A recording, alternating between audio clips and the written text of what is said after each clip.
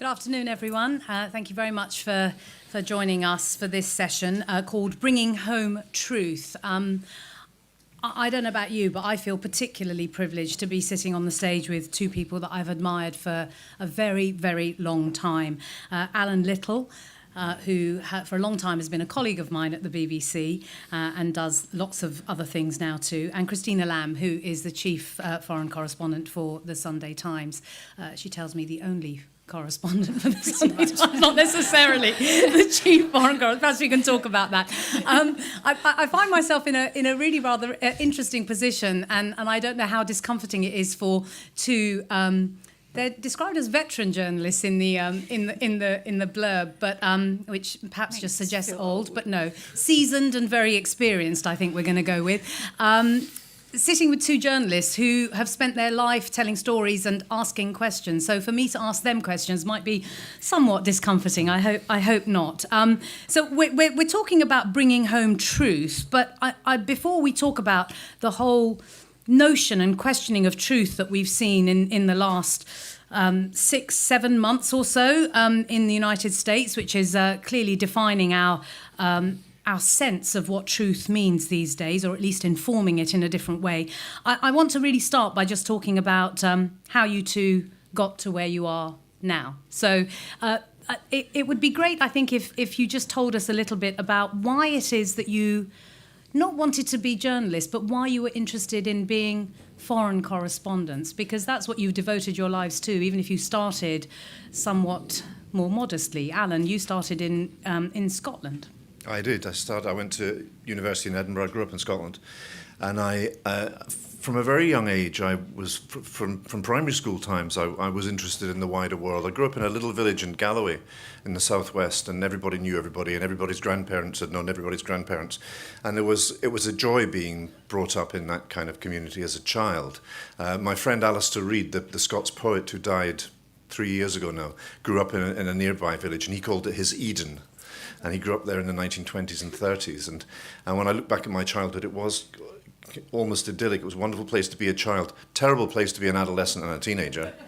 You can't wait to get out. And I remember as a child, from the upstairs bedroom of my grandparents' house where we stayed from time to time, you could see the great arc of the Mull of Galloway lighthouse sweeping around.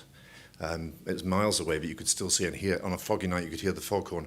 And I used to lie there dreaming or thinking about the great ships on the out at sea who could see the same light as me, and wondering where they were going and who was on board. And I had a map of the world, and I had a little booklet at the age of about 7, and it had all the countries of the world listed with their capital cities and their populations. And some of these countries were new countries. It's the 1960s. Some of them had only recently come into existence. And the idea that a country could be new seemed to me completely intriguing. So I kind of fell in love with the idea of the big wide world and getting out there very, very young, and it never really left me. Christina, what about you? Was there something about the world that interested you when you were very young, or did that come later? Well, I really wanted to be a novelist.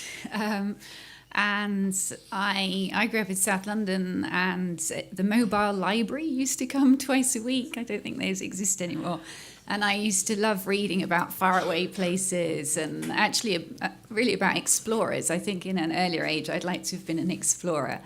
But actually I sort of became a foreign correspondent by accident, because when I left university, I interned at the Financial Times for a couple of weeks in the summer. And one day the foreign editor was supposed to go to a lunch of South Asian politicians, and last minute couldn't go. And he said to me, "Why don't you go? You're always going on about India." And I've been there as a student. So I went to this lunch and sat next to somebody who was the Secretary General of the Pakistan People's Party, which was Benazir Bhutto's party. And he asked me if I'd like to interview Benazir. So of course I said yes. And at that time, she was living in exile in London, and Pakistan was under military dictatorship. So I went to interview her, and the day I interviewed her was the day that she announced her engagement to Asif Ali Zardari. So her flat in London was absolutely full of bouquets of flowers. And we got on very well. She couldn't be written about at that time in the Pakistani media because of censorship, so she was very reliant on foreign media telling her story. And she was very good at charming foreign correspondents, particularly men, I think. But anyway, she then, I wrote my story. I then went to work in Birmingham as a trainee in Central TV, local TV. And she went back to Pakistan. And one day I came home from work and there was this most beautiful gold inscribed invitation on my mat, which was to Benazir's wedding in Karachi. So you clearly charmed her too. So that was like my first introduction to Pakistan, and it was amazing because, you know, any of you that have been to South Asian weddings you'll know that they go on for a long time and they're spectacular. And it being Benazir, it was amazing. But also every evening there were these gatherings in what had been her father's house with her political colleagues to discuss trying to topple the military dictator. And so I was meeting these people who'd been tear gassed, tortured, arrested to try and bring democracy to Pakistan, and which was something, you know, I'd always taken for granted. And I was just fascinating. I mean, the most dangerous thing I'd ever done at that point was finding my way home late at night from central London if I missed the last train. So I gave him my notice and went to Pakistan. And actually the last story I ever did for Central TV was a man who turned his car back to front, so it looked like it was going forwards when it was going backwards. So that early introduction to the fight for democracy, the fight for truth. I mean, I wonder how much that informed your desire to be at the forefront, to be at the front line of not necessarily revealing, but sharing with people who weren't there what was happening. Absolutely, because I mean, things I'd never really thought about, then talking to these people who had taken these incredible risks, I just was fascinated. So, but when I talked to foreign editors in London about Pakistan, nobody was interested. They said to me, General Zia has been there for 11 and a half years, nothing's going to change. And I was like, no, but Benazir's gone back and she's going to bring democracy. And they obviously thought, you know, she's 21, she didn't know anything. And, but what they said to me was, we are interested in Afghanistan, because at that time the Russians were in Afghanistan. So I ended up going to live in Peshawar and going in and out of Afghanistan with the Mujahideen. And I mean, I was just, from this first time I went to Afghanistan, just really fascinated by it, and never imagined it would be part of my life for quite so long, because if anybody had told me then that I would be back there 20 years later covering my own country, fighting in Afghanistan, I would have thought they were mad. Allan, from that teenager who could see that there was a bigger world beyond the life that you had led up until that point, was there a moment when you thought, actually, telling people about the world is something that I want to do? Yeah, well, there's a desire to find out and not read about it at a breakfast table in London or Edinburgh, and to go and bear witness for oneself for its own sake, but also to be... When I was a teenager, I grew up in a working class family in Scotland. I'd never been abroad before until I got the chance when I went to university, and in the summers at university I used to go backpacking around Europe. And the first place I went to at the age of 19 was Sarajevo. Wow. Because I wanted to, and Tito was still alive, because I wanted to go to the place where I'd come to think of the 20th century as having started, which is to say with the 2 shots fired by Gavrilo Princip that killed the Archduke Franz Ferdinand. And I wanted to sort of stand in that spot and try and imagine the century as it looked to that generation of 1914 who knew the start but didn't yet know the outcome. We can never unlearn the outcome, but it's always intriguing to me to try to consider the start of things before the outcome is known. And even at 19 I was intrigued by that. But there's a great passage written by Martha Gellhorn in 1959, in the year that I was born, in fact.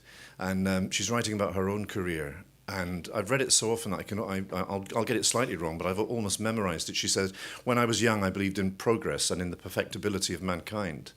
And I thought of journalism as a guiding light. It was a journalist's job to be eyes and ears for the conscience of the world. And she said, who was to do, all that was necessary for an injustice or a wrong to be righted was that it should be made known. Whose job it was to decide what the saving action should be, I didn't care about. My job was simply to bear witness. And she said, I think I must have thought of public opinion as a solid force, something like a hurricane always ready to blow on the side of the angels. And I think I probably felt that too. And she says it took, took a Spanish Civil War, a World War, a Korean Civil War, and several revolutions and upheavals to dissuade her of this delusion. And your early years as a foreign correspondent, when I started as a foreign correspondent, my first big story really was the fall of communism in Eastern Europe, and then after that I was straight into the invasion of Iraq or the liberation of Kuwait, and I spent the war weeks in Baghdad, and then after that I was straight into former Yugoslavia. I went for 2 weeks to Yugoslavia and I stayed for 4 years. And I think I carried that sense that public opinion was something like a tornado always ready to blow on the side of the angels into the killing fields of Bosnia with me. I didn't bring it home again.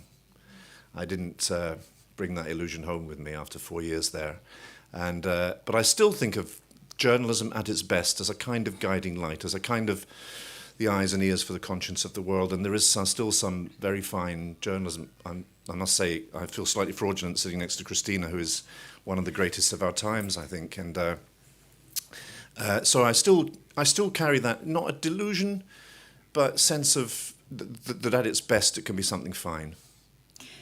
Let's talk about that, because there is a real distinction to be made when you look at war reporting during the Second World War and what came after, the wars that came after, because clearly the Second World War was a tectonic shifting plate of a war, and it was a war that was to do with the sense of survival, whereas many of the other wars, even though I hear some people, including my own, the BBC's own Jeremy Bowen, talk about the war in Syria as being as close as we've come to a world war because of the players, the international players that are involved, there is a big difference between the way in which the Second World War was reported and the wars that have come since, even though there have been so many international players involved, for example, in Syria and Afghanistan and so on.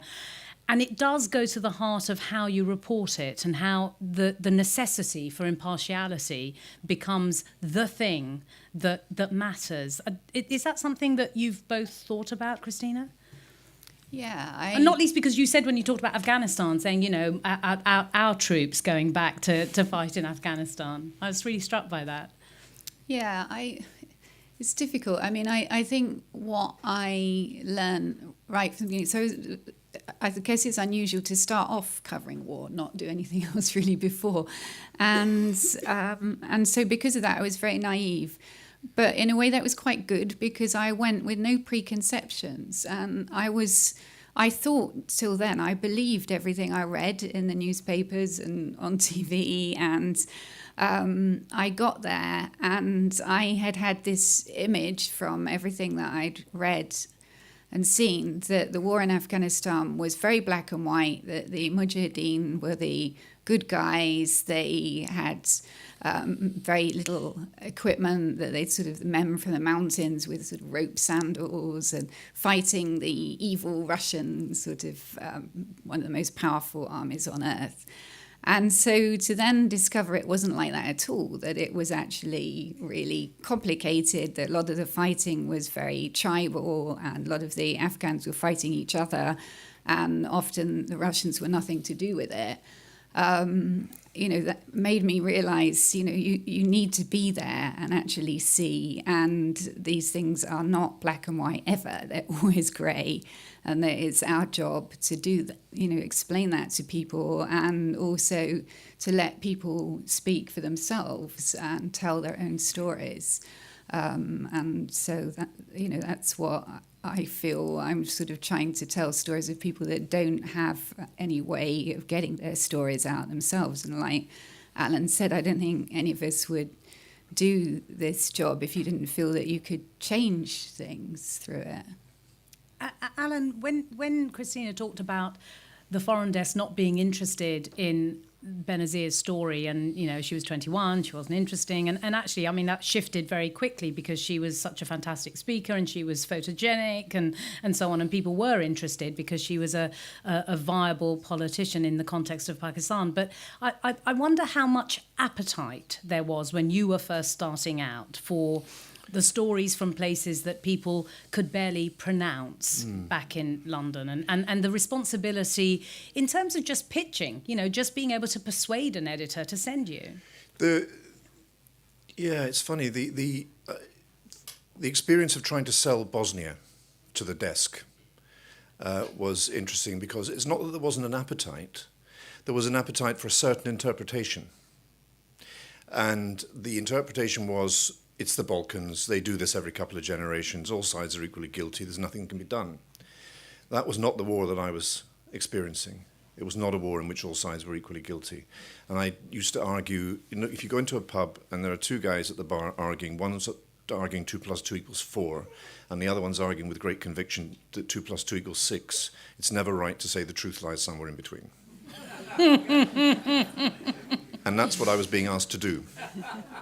And so I said, no, I'm going to call this. I'm going to make judgments about, on the one hand, this side says that, on the other hand, that side says the opposite. I'm going to make judgments about the quality of evidence upon which the two assertions are based. And it's not always wrong to give more weight, more credibility to one side. And that was the fight I had all the time with the desk in London, because the pervasive way of seeing that war was really written by the two governments, the British and French governments, who didn't want to get involved and already had troops on the ground keeping a peace in a country where there was no peace to be kept. And they didn't want to get drawn in. And if all sides are equally guilty, you have no moral responsibility to come to the aid of the wronged against. And it took 3.5 years and 110,000 lives until the democracies of Western Europe changed their minds. And so that was for me, a very defining experience.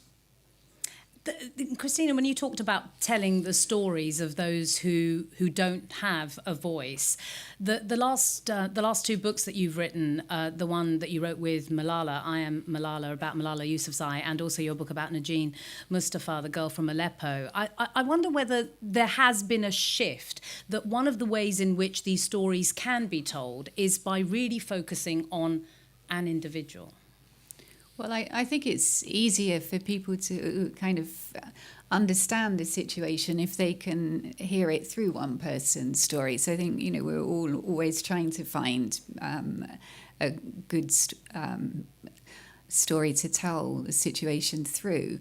But I also, this job covering conflicts and wars would be really grim if all you wrote about was the sort of bad people doing bad things. So I'm always trying to find people that actually show, even in these situations, you can make a difference, and that there are people out there who are trying to do something. So Malala obviously risked her life to go to school and to enable other children to go to school.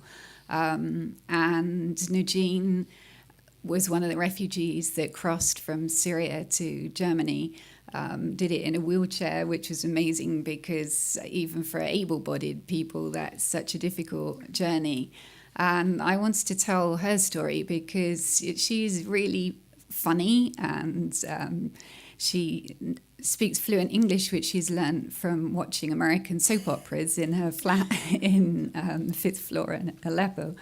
And she just had a really upbeat sort of outlook on what she went through. Of course, it was really difficult, and you can't hide that. But I did think that the reason I wanted to do that book was because I'd been covering the refugee crisis for quite a while, and it seemed to me that people were talking about the refugees as this mass of people. You had politicians using words like a plague or epidemic, almost as though they were a disease, and that actually, if you met the people and listened to their individual stories, there were people like us. And so I really wanted to tell the story through one person. The two things that both of you have just talked about, the sometimes a chasm between hope and despair that you both have to encounter and look at. I wonder if we can just talk a little bit about the impact this makes on you as the person who is the bearer, the witness who's sharing this, the kind of first draft of history chronicler. Is this something that you're still both working as foreign correspondents, but is this something that you look back on and notice that there was a time when something did make you think, this is making an impact on me, on my psyche, on my emotions, in a way, on my health, in a way that actually I need to just stop for a moment? Allan? Yeah, you've got to monitor yourself, and it manifests itself quite often in a jadedness, a numbness to the pain of others. And when you start feeling numb to it, you've got to take a break. When you stop empathizing with people, you've immersed yourself in it for too long. And I'm very conscious of that in my own life, because I think that empathy is really. I've seen many very cynical colleagues who just want to turn the pain of others into a commodity that puts colour in their dispatches. I don't want to become that guy. I went back to Sarajevo last year for because the conviction of Radovan Karadzic was about to happen. And we pretty much knew he'd be found guilty of most counts. And I went to see a young man I know. He's about 30-something now, and he was a child during the war, and his father was beaten to death in one of those concentration camps in front of the other inmates as a kind of warning. And I went. The young guy is a professor of medieval Bosnian history at the University of Sarajevo now. And I asked him how important the Karadzic verdict was to him. And he said a remarkable thing. It might sound paradoxical, but I always found this more emotionally difficult than the cruelty and the. He said, I think about that guy who killed my father, and I think about his son. And he said this on camera, in front of a TV camera. And I think about his son, and I ask myself, whose shoes would I rather walk in? His, because his father is still alive, or my own? And he said, I choose my shoes because my father didn't bequeath me a legacy of guilt. And the best revenge that I can have is to live a useful life. And I thought, blimey. And I find it quite hard to tell the story, even now. And that, strangely, is harder to cope with than sitting in front of Sonia Karadzic telling me that only a few hundred Muslims died at Srebrenica, as though a few hundred didn't matter, and that they were murdered by Serbian criminals paid for by Bill Clinton. I find that I can handle that quite easily. And so I said to her, is that going to be your father's defence? Because good luck with that. And but it's those moments of profound insight into human decency and goodness that in some ways, like with Malala, that is much harder, I think, and stops you in your tracks emotionally. Yeah, it's interesting. I mean, of all the stories I've covered, the one I find hardest to deal with emotionally is actually Zimbabwe. And people are often surprised when you say that because, it's not the same kind of war as I've seen in Afghanistan or Iraq or Syria. But I think the frustration of going to a place where this same man has been doing the same things to people. He's now 93. Yep. And 93. It's a really difficult story to convey because he's every house you go to in Zimbabwe, somebody is sort of fading away in a corner. It's not dramatic. It's not people dying of hunger with those extended stomachs and flies and that sort of photographers want to see.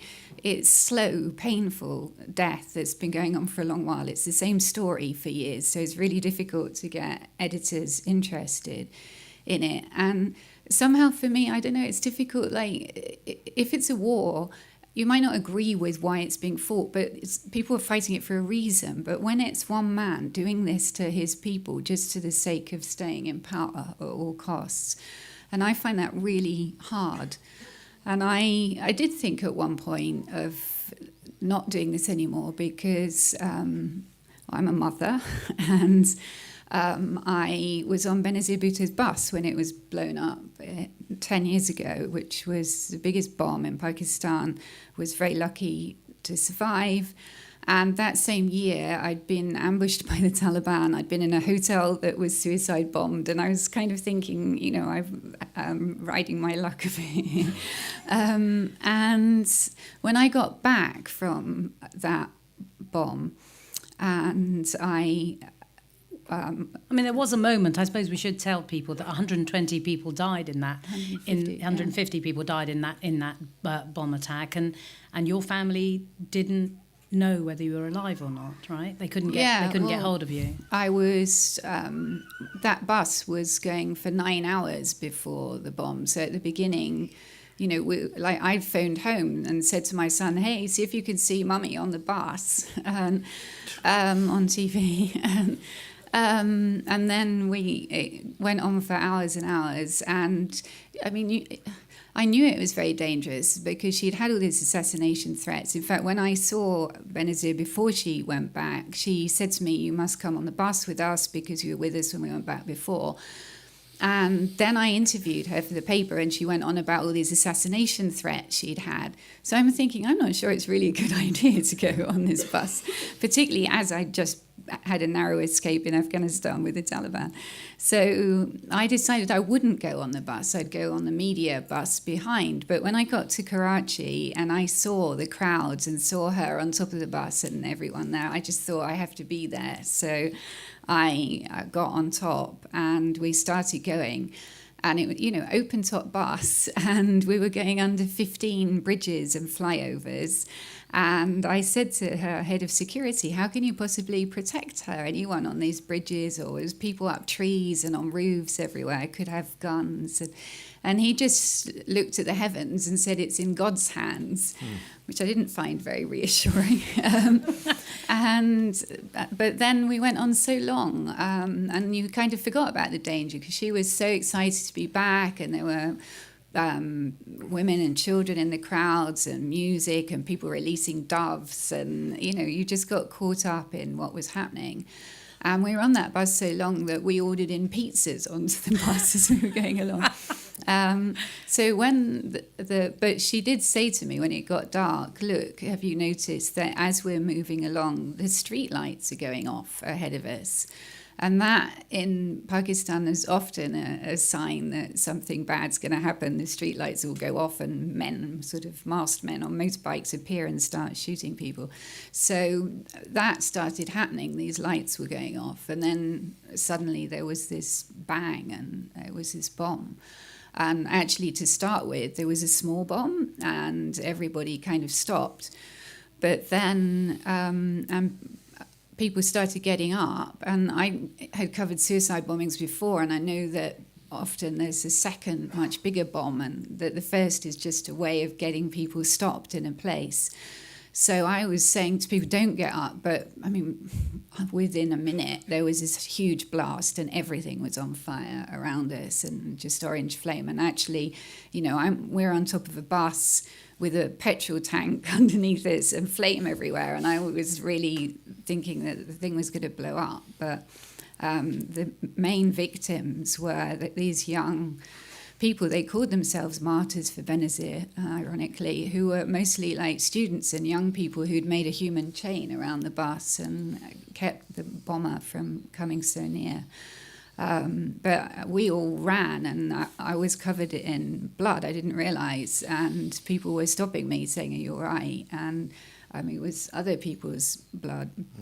But when I got back from that, well, yes, as you said, I couldn't phone home because we'd been on that bus for so long. The phones had all died. And we also just dropped everything on the bus. So I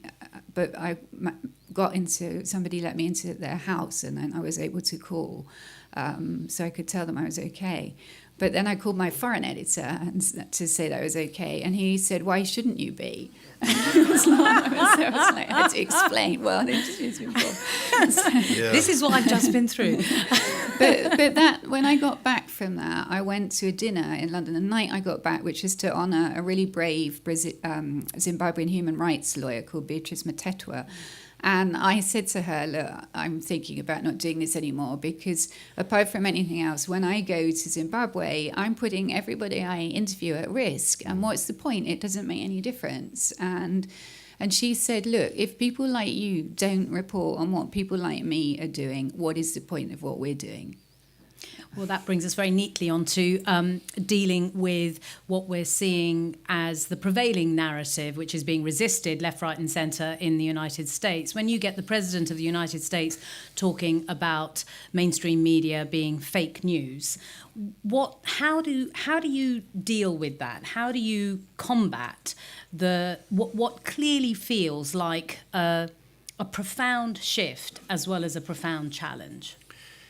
I think it's unprecedented in our lifetimes. I think it's very dangerous because just by doing their jobs and upholding the values that created those great newspapers, especially, I think those are the greatest newspapers in the world, the big ones in America. And just by doing their job and maintaining that tradition, they are in effect placing themselves on one side of the partisan divide. And that's never happened before. But I don't see that there's any alternative.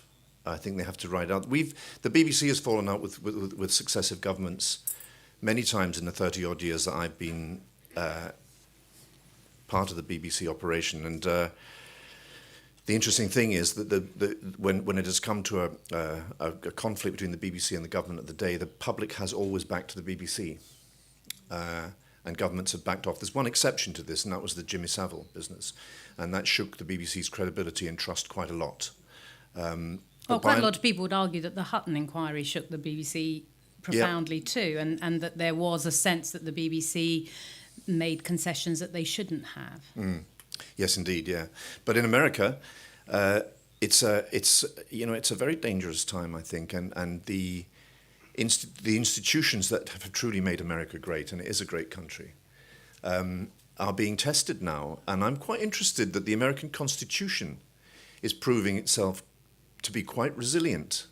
And when I lived in Paris, I was surrounded by anti-American sentiment among my French friends, and I used to defend America. One of the things I would say was they're still on their first constitution, and the first republic, and you're on your fifth. So maybe there's something to be learned. Yeah. And I lived on a street in Paris up which the American Liberating Forces had driven in August 1944. And I felt very much in that was my inheritance. What America had given to Europe was my inheritance. And so, but the institutions that made America the power that it became in the 20th century are, I think, robust. And one of the things you learn about the American Constitution was that the framers meant it not to facilitate the will of the people, but to resist the will of the people, to resist a kind of populism that would emerge, claim a majority majority support, and use that to systematically close down or discredit alternative voices. And that's what's distinctive about Trump's populism, that because he won the Electoral College and is president, he therefore has a right to say, how dare you challenge me? I represent the will of the people. And if you challenge me, you are thwarting the will of the people. So there's something outside the Constitution. You're not just against me, you're against America. And that's the dangerous thing about the tone of the Trump administration, and the newspapers and the institutions of the democracy, of the republic, are really being tested now, and I think they're proving themselves quite resilient. They are. I wonder, Christina, though, that when you think about the kind of news conferences that we see that the president holds, and the extent to which journalists are willing to challenge not necessarily the person who holds the office, but the office of the presidency. It's almost as though people have absorbed the reverence with which the office is held, if not the person who many of them perceive, has denigrated that office. Yeah, I think it was very difficult for American journalists to start with. I was telling you earlier about a friend of mine who is on the New York Times editorial board, and he was saying how they agonized about for the first time that they said that Trump had lied, because they were saying, it's the president, we can't write that. But I don't know if you saw, there was just a survey the Washington Post did that showed that he's now publicly lied 1,000 times since taking office, and it would kind of be a news story now if he told the truth. So, and when you have the president lying about saying that the Boy Scouts have phoned him to congratulate him, and then the Boy Scouts say, no, we didn't, that's, I don't know. I find it depressing. It's the first time since I've been a foreign correspondent that the US, whatever was going on and whatever you thought about the presidents before, was always a sort of source of stability. And now that's not the case at all. Nobody knows what's going to go. And not just stability, but stability of a particular kind, a stability that upheld the liberal order and the values that make this possible, that make us gathering here and free to discuss and free to disagree with each other. We have a shared public reality. And I might disagree with you on who you voted for. Did you vote for Scottish independence or against it? Did you vote to leave or to remain? But we're here gathered in one space, and my fear is that that's pretty much gone in America. And if you want a nightmare vision of the future, look at Vladimir Putin's Russia, because it has become now absolutely impossible to know what's true in Russia. And so people place their trust in a strong man to guide them in the fog. And Putin, Angus Roxburgh has written a brilliant book about Russia, which is on sale in the bookshop. He points out, of course, that Putin is not, he is an authoritarian ruler, but he's not been foisted as a dictator upon the Russian people. He is an expression of the will of the Russian people, who are completely at sea as to know what to make of the world, to distinguish between what's true and what's nonsense. I have other questions, but I'm going to open it up to the floor. Wait for a microphone, if you wouldn't mind. Do either of you suffer from post-traumatic stress disorder? If not, why not?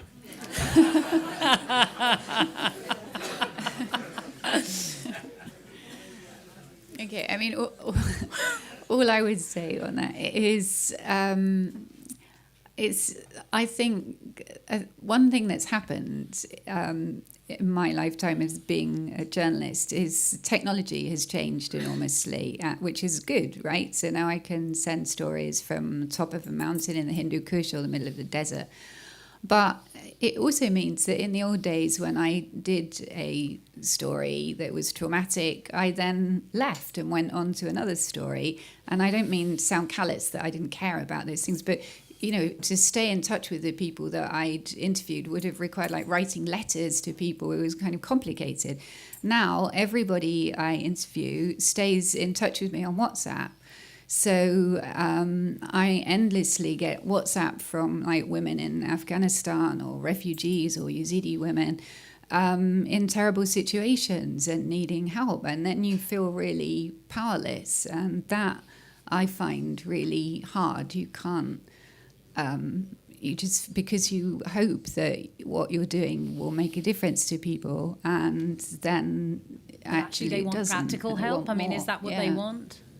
Yeah. Allan? When I first heard that acronym PTSD, I thought it stood for post-traumatic stress drinking.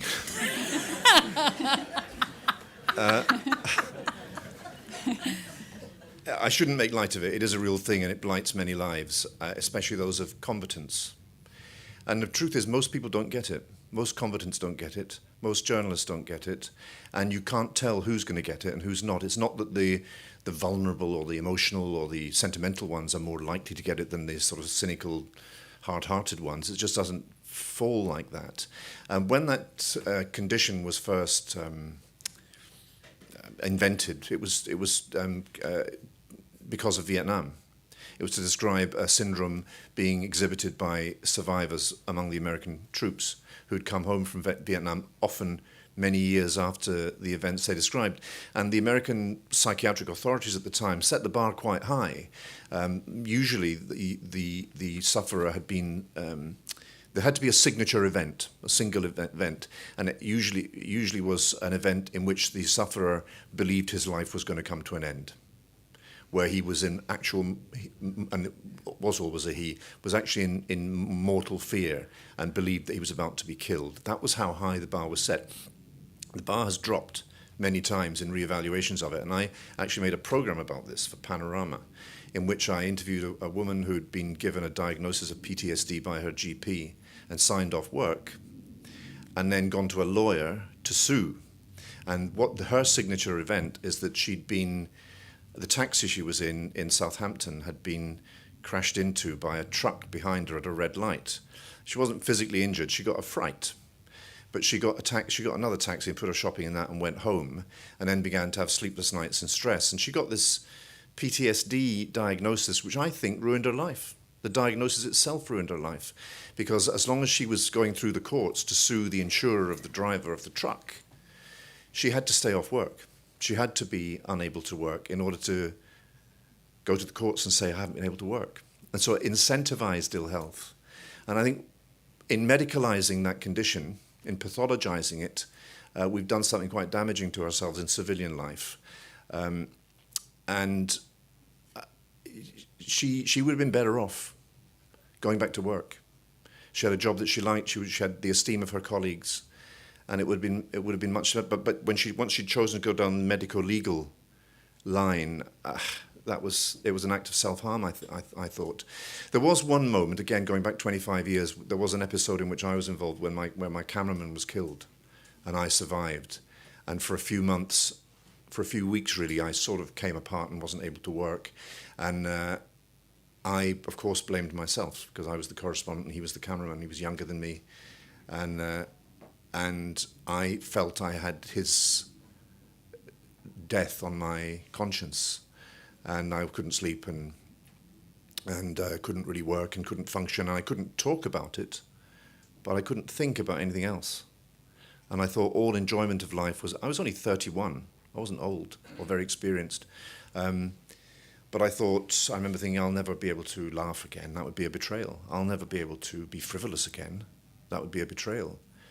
I'll never be able to fall in love. How can I possibly indulge myself in the pleasures of being alive when it should be me in that coffin and not him? And this is called survivor's guilt. I didn't know that at the time, but I remember now very clearly experiencing that. But PTSD is not a mental illness. It's a normal response to an abnormal event. Mental illness is an abnormal response to the normal world, and it goes away, mostly. Mostly it goes away, except, I would argue, for those combatants who suppress it and suppress it and suppress it and use alcohol and drugs for years and years and years, and their marriages end because of the changes in personality. Those are the ones who need that diagnosis and who need that help. But I think it's good that people are open about it now, that they didn't used to be at all. I mean, I had a colleague who was off work for a year, 10 years or so ago, and nobody was allowed to talk about it. We all, if any of the other sections asked for her to do anything, we were all instructed to say she was on holiday. So it made everybody think you can't say that you've got anything, because then, it's considered a stigma that people mustn't know about. There's a question at the back over there. Oh, Allan, some time ago, during one of the Iraq wars, I can't remember quite which one, you were talking about how difficult it is, because of 24-hour news, to put out a report that actually is truthful, because you're constantly chasing the next bit and everybody wants you to be commenting from the frog's eye, the frog at the bottom of the well view that you necessarily have. That is surely part of the bringing home the truth, of being asked to do too much in too short a space of time too often. Yeah, I'm because I'm so old, I'm a veteran, it turns out. I've been spared the ravages of and the vagaries of 24-hour rolling news, but it was a problem when the medium was first came online. And one of the differences between the 1991 Gulf War, which I reported from Baghdad, and the 2003 Gulf War, which I reported from Kuwait and then later Baghdad, is that we had rolling news in 2003 and we hadn't had it in 1991. And when we were first getting used to having it, there was a tremendous pressure not so much to get the story right, which is what I cared about, but to get the backdrop right. Get to the right location, get your kit up, get your equipment up, and get on the air straight away. And I would say, well, I haven't found anything out yet. Or we'll read the wires down the line to you. We've got a Reuters dispatch from where? Oh, that's 200 miles away. And so we had a lot of those conversations, and I just refused to do it. I said, no, I can't say that because I don't know whether it's true. I haven't spoken to anybody. And so I became cantankerous, and people said, you're turning into Martin Bell, you know. And I said, well, what finer what finer ambition could I have? And so I was left alone to go out and spend the day gathering and come back with a considered piece at the end of the day. But it is a problem. You're right to point that out, that the pressure to be first, and it's especially true in the BBC because it's public sector, it's public money. And I've got great respect for my opponents at ITN, Sky News and Channel 4 News. They're brilliant at this. But if Sky News gets something wrong, there aren't questions in the House of Commons saying we've got to, I mean, we sometimes call Sky News not wrong for long. Because they can afford the luxury of being first. Because they don't all the same pressure to be right. I'll give you one quick example, because I see the other hands up. A few years ago, when Megrahi was still alive, but after the fall of Gaddafi, there was a rumour came out of Tripoli that Megrahi, the convicted Lockerbie bomber, had died.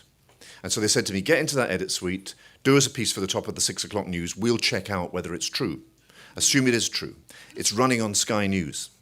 And it ran on Sky News for about 50 minutes, and then they interviewed Adam Bolton, the great political editor.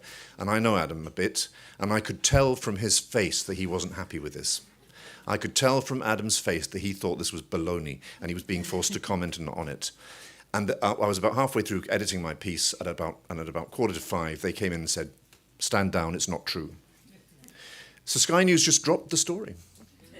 They didn't say, earlier reports that Megrahi had died proved incorrect. They just carried on as though it had never happened. We, in the BBC, I'm proud to say, we don't really have that luxury, because when we get it wrong, my goodness, they're going to abolish the licence fee. But it is the sort of downside of the technology. I talked about, that has made life much easier, but it does mean that you're under pressure to do things quickly. Yeah. So like when I started, I'd go off to Afghanistan for 3 weeks. There were no phones, nothing. Finally, I'd come back to Pakistan, have to bribe the operator to get a line. And, so by the time I wrote something, I, knew a lot. Whereas now, as Allan is saying, you're kind of expected to say things immediately. And I have just a quick story about one of your colleagues at the BBC. So just to show it isn't just TV that this happens to. So when after 9/11 and we all rushed to Pakistan to try and get into Afghanistan, and I, like many journalists, were in Peshawar trying to cross the border. And you might remember John Simpson crossed the border in a burqa.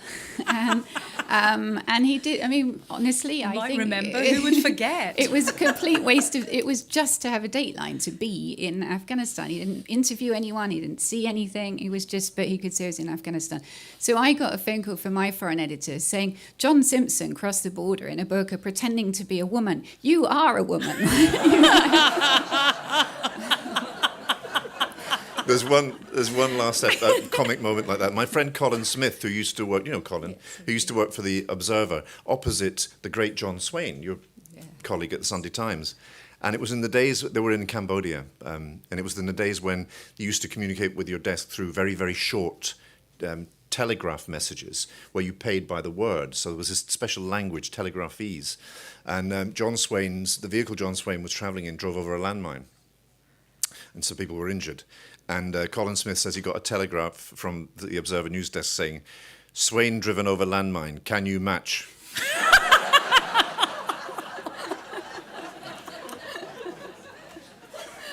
That may be an urban myth. But one last question here. You've got the microphone. Hi. I'd just like to know from each of you which of the many, I'm sure, is your favourite correspondent and why. Nice question. Well, actually, John Swain, who you mentioned, I mean, I grew up sort of reading about what he was reporting, Anne-Marie Colvin on the Sunday Times, and that's why I wanted to write for the Sunday Times, because I thought they were amazing and I wanted to do what they did, really. Yeah, I'm going to say Marie Colvin. She was a phenomenon, and she was also, and one of the things that made her such a brilliant journalist was that she was a good human being. And the connection has never been lost on me. I admire very much Anthony Lloyd as well from the Times, same stable as as Christina. And Yeah, but we consider them rivals. Yeah. Well, when I was a BBC radio correspondent, we used to say ITN were the opposition, but BBC Television were the enemy. And in that last 50 minutes or so, we have so much evidence as to why these two are my favourite correspondents. Thank you so much, Allan, Christina. Thank you. Thank you.